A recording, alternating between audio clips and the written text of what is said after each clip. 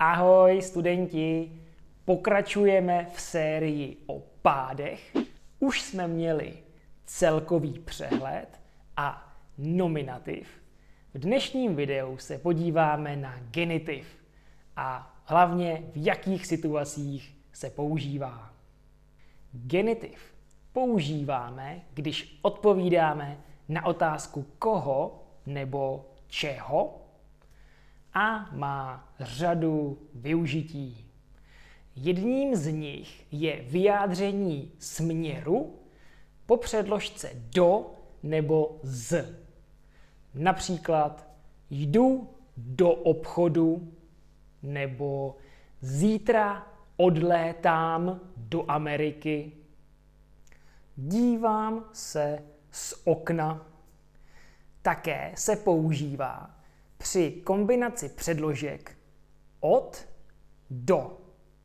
Třeba budu tam od 8 do 10 hodin.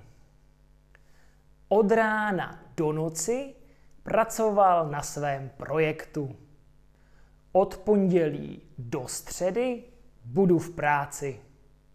Další použití je u předložek spojené s lokací, jako například u, vedle, blízko nebo kolem. Podívejme se na příklady. U školy bylo hřiště pro děti. Vedle kostela bylo parkoviště.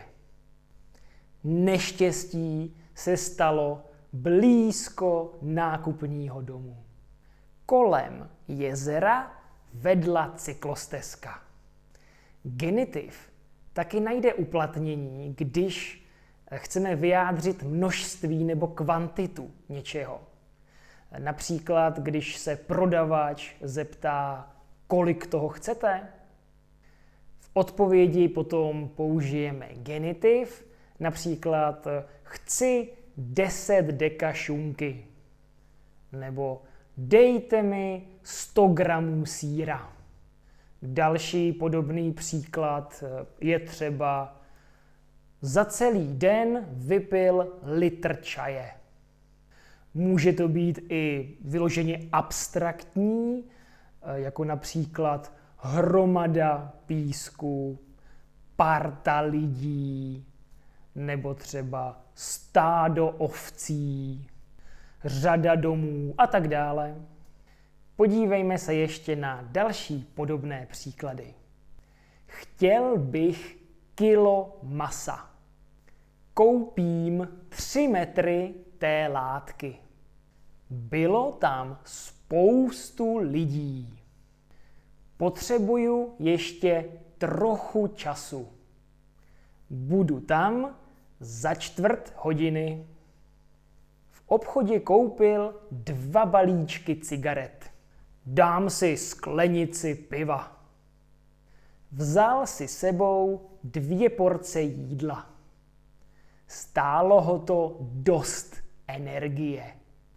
Pojďme se teď podívat na nějaká slovesa, která se pojí s genitivem. Jsou to například bát se, litovat nebo zeptat se. Bál se svého vlastního stínu. Velice litoval té promarněné šance. Zeptal se své manželky, jestli může do hospody. Další použití genitivu je, když hledáme nějakou odpověď na otázku, čí to je. Koho to je, čí to je. Tedy zajímáme se o vlastnictví nějakého předmětu. Čí je to kniha? Kniha je jejího mladšího bratra. Je ten sešit tvůj? Ne, je mého spolužáka. A ještě do třetice. Čí to byl nápad jet tam na dovolenou? No, byl to nápad mého bratra. S genitivem se taky setkáme, když popisujeme nějaké substantivum jiným substantivem. Hned řeknu nějaký příklad, třeba trest smrti nebo smysl života. Případně taky svaly sportovce. Fotka jeho přítelkyně. Výrobce léků. Taky tam může být i předložka, jako například klíče od domu, cesta z lesa, benzín bez olova. Ale pozor, ne předložka s, takže benzín s olovem je instrumentál, benzín bez olova je genitiv. Tak, pojďme si to shrnout. Viděli jsme 6 situací, kdy se používá genitiv a je to za prvé při vyjádření pohybu po předložce do nebo z, jako například jedu do Prahy nebo jsem z Česka. Za druhé po předložkách u, vedle, blízko a kolem při popisování nějaké lokace. Například náš dům je vedle obchodu s potravinami nebo kolem pozemku byl ostnatý drát. Za třetí je to při vyjádření kvantity, takže dejte mi kilo masa nebo bylo tam spoustu lidí. Za čtvrté je to po některých slovesech, jako bát se, litovat nebo zeptat se. Příklad je třeba od malička se bál výšek. Za páté je to při vyjádření vlastnictví. To je auto mého souseda. A za šesté je to při popisu substantiva jiným substantivem, jako jsme říkali klíče od domu nebo trest smrti. Tak, teď si dáme takový kvíz na závěr, kde zjistíte, jestli dokážete správně genitiv použít. Uvidíte 10 vět a řeknete, jestli červeně vyznačené sloveso je v genitivu nebo není. Jednoduché. První věta. Každé ráno piju kávu s mlékem. A genitiv to není, protože je to s předložka, což je instrumentál. Za druhé, pocházím ze Spojených států amerických. A v tomhle případě to genitiv je. Za třetí, zítra ráno odjíždím do Německa. A slovo Německa je v genitivu správně. Za čtvrté, zítra ráno už budu v Americe. A slovo Americe není v genitivu, je to lokativ, protože kdyby to byl genitiv, musela by tam být předložka u, vedle, blízko nebo kolem a je tam předložka v a předložka v uvozuje lokativ. Pátá věta.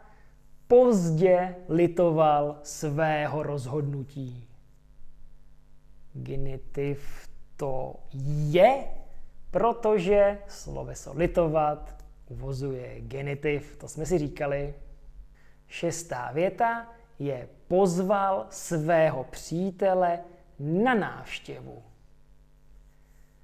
A slovo návštěvu není v genitivu, protože je to akuzativ.